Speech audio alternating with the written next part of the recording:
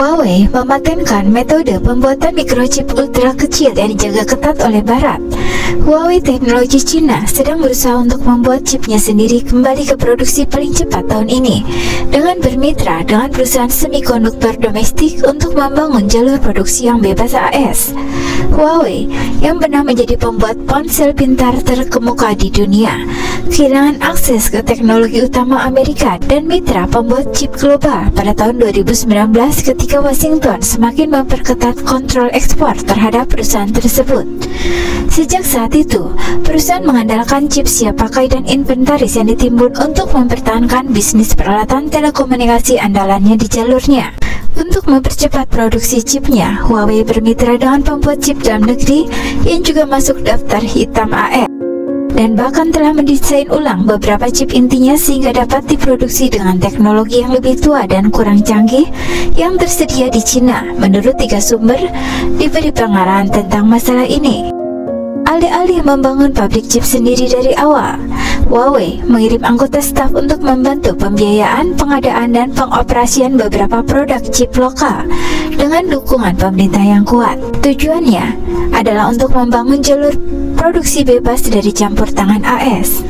Sementara Washington telah memberikan lisensi ekspor yang memungkinkan beberapa chip yang kurang sensitif dan kurang canggih untuk dikirim ke Huawei. Perusahaan itu sendiri mengakui dampak sanksi AS dengan mengatakan akan membutuhkan banyak kesabaran untuk menambah titik lemahnya, yaitu rantai pasokan chip.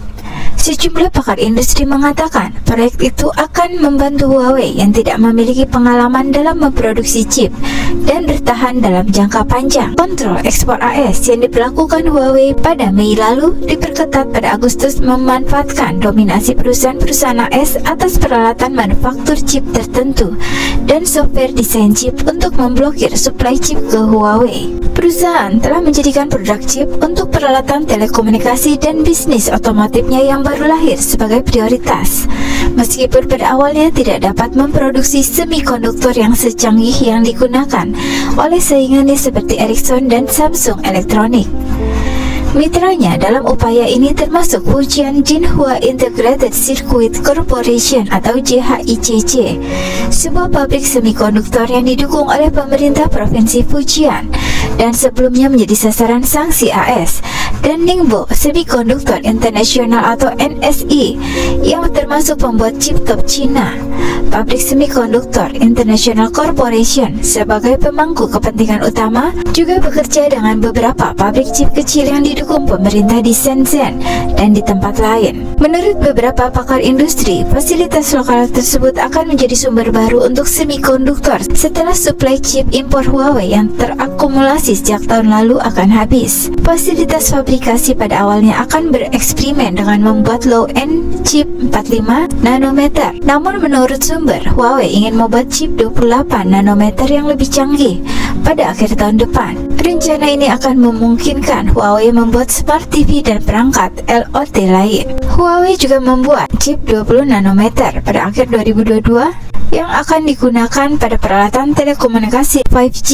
Rencana ini juga membuat bisnis perusahaan itu berlanjut meski tengah mendapat sanksi dari AS. Seorang eksekutif industri semikonduktor mengatakan rencana jalur produksi baru tersebut tidak akan membantu bisnis smartphone.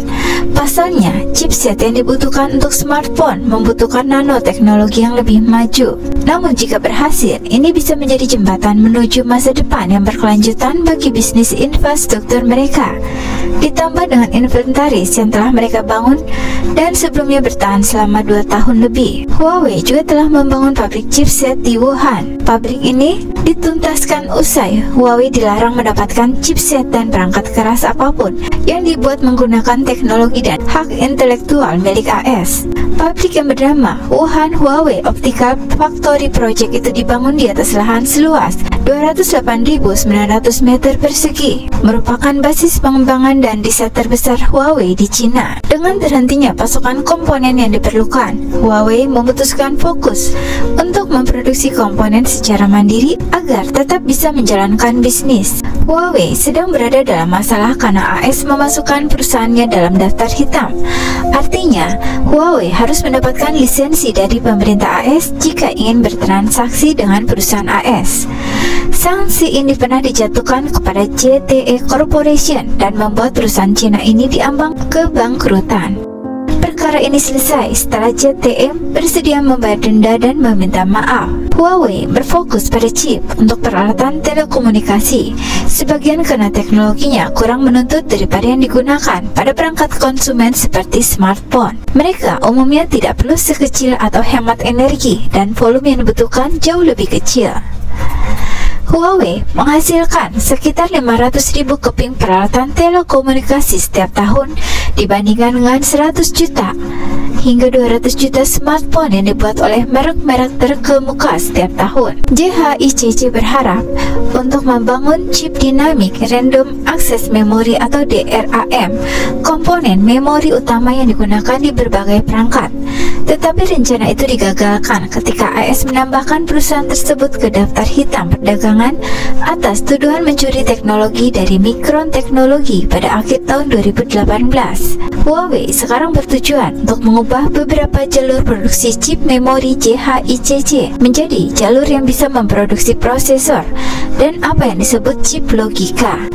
NSI yang memiliki beberapa dana pemerintah Cina sebagai pemegang saham berspesialisasi dalam komponen frekuensi radio dan chip analog tegangan tinggi. Ini adalah komponen penting untuk peralatan jaringan dan aplikasi otomotif.